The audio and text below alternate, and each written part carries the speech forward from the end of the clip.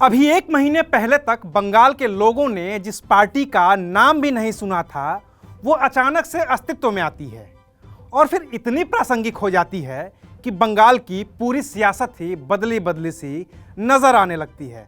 नमस्कार, मैं हूं अविनाश और आप देख रहे हैं अनकट। मैं बात कर रहा हूं करीब एक महीने पुरानी पार्टी आईएसएफ यानी कि इंडियन सेक्युलर फ्रंट की, जिससे गठबंधन के चक्कर में देश की सबसे पुरानी पार्टी कांग्रेस के दो दिग्गज नेता अधीर रंजन चौधरी और आनंद शंकर शर्मा आपस में ही तू मैं पर उतर आए हैं। पश्चिम बंगाल के हुगली जिले में एक जगह है जिसका नाम है फुरफुरा शरीफ।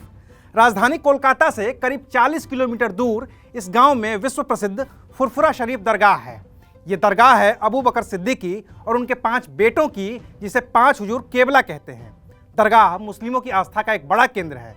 यहाँ से जारी किए गए बयान को मुस्लिम खुद के लिए अंतिम आदेश की तरह देखते हैं और इसी वजह से बंगाल की सियासत में फुरफुरा शरीफ की अहमियत बढ़ जाती है।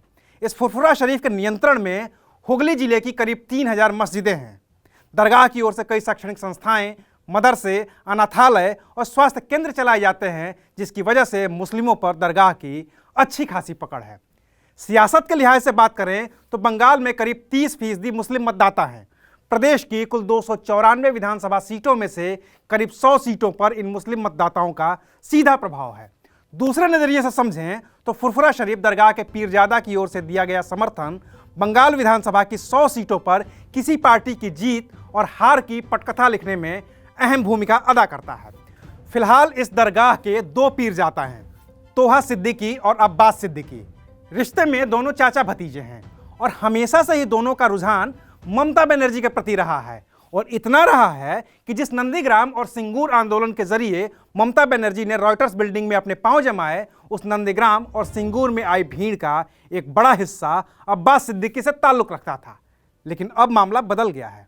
तोहा सिद्दीकी तो अब भी ममता बनर्जी का समर्थन कर रहे हैं, लेकिन अब्बास सिद्दीकी ने सक्रिय राजनीति में उतरने का फैसला कर लिया है। इसके लिए उन्होंने एक पार्टी बनाई है जिसका नाम रखा है आईएसएफ यानी कि Indian secular front. Abbas Siddiqui की नई नवेली party Indian secular front Congress और लेफ्ट के साथ चुनावी गठबंधन में है। इस वजह से चुनावी समीकरण भी अब बदले बदले से दिखने लगे हैं। अभी तक ममता बनर्जी को अल्पसंख्यकों का साथ मिलता आया है। इसी साथ ने उन्हें 2 बार रॉयटर्स बिल्डिंग तक पहुंचाया भी है। 2019 के लोकसभा चुनाव में भी जब बीजेपी बंगाल में बड़ी ताकत के तौर पर उभरी थी तो ये अल्पसंख्यक ही यानी कि मुस्लिम वोटर्स ही थे जिन्होंने ममता के पक्ष में एक मुश्त वोट दिए।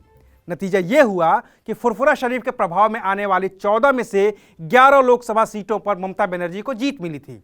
लेकिन अब फुरफुरा शरीफ के पीरजादा अब्बास सिद्दीकी कांग्रेस और लेफ्ट के साथ गठबंधन में है, जिसका सीधा असर ममता बनर्जी और उनकी सियासत पर पड़ने वाला है। अभी तक ममता बनर्जी को बड़ा चैलेंज बीजेपी से ही मिल रहा था, क्योंकि बीजेपी ने उनके बड़े बड़े नेताओं को अपने पाले में ले लिया है। साथ ही बंगाल के लिए बीजेपी ने पूरी ताकत झोंक रखी है। लेकिन अब ममता बनर्जी के लिए कांग्रेस, लेफ्ट और इंडियन सेक्युलर फ्रंट का गठबंधन भी बड़ी चुनौती पेश कर रहा है, क्योंकि अब अल्पसंख्यक फुरफुरा शरीफ के प्रभाव में इस गठबंधन की ओर मुड़ सकते हैं।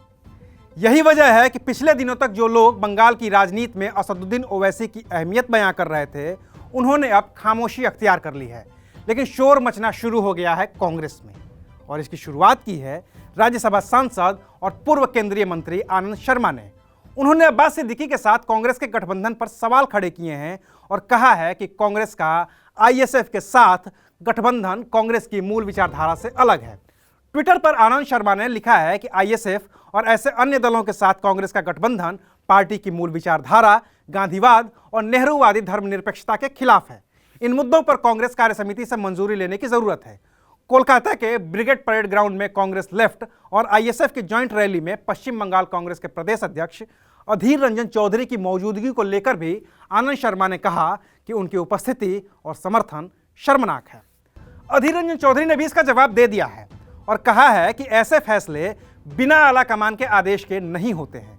लिहाजा जो लोग पार्टी को मजबूत करना चाहते हैं वो चुनाव प्रचार में ध्यान दें, न कि बीजेपी को फायदा पहुंचाने वाली बयानबाजी करें।